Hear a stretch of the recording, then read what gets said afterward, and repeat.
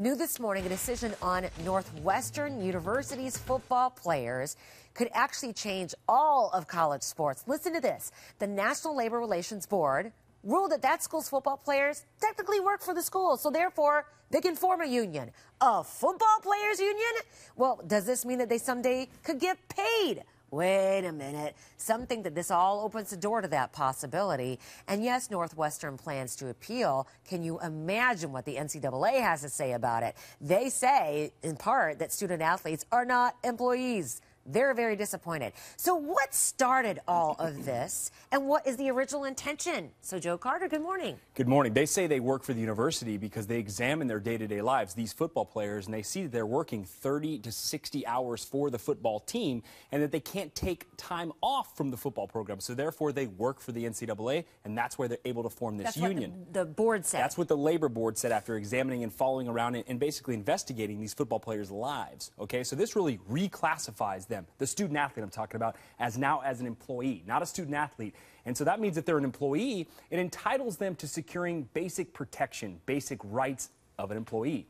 Now, former Northwestern quarterback Kane Coulter, he has been the person who's really been publicly leading this charge and leading the movement to unionize.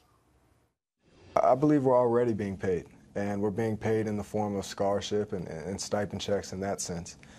The question isn't whether we should be paid, it's whether we should have guaranteed on certain benefits and certain resources should be provided to us. What this action was finally getting players a voice, giving them a seat at the table so that they can finally have something in place that's going to represent them.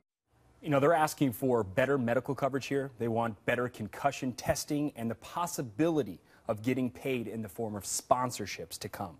Now, our viewers, have been sounding off on this. Claudine on Facebook says it makes the real workers in a union super angry hearing this. They are comparing themselves to firefighters, police, teachers, steel workers, etc. Regan says the players are the ones out destroying their bodies and brains while the universities are making a boatload of money off of them.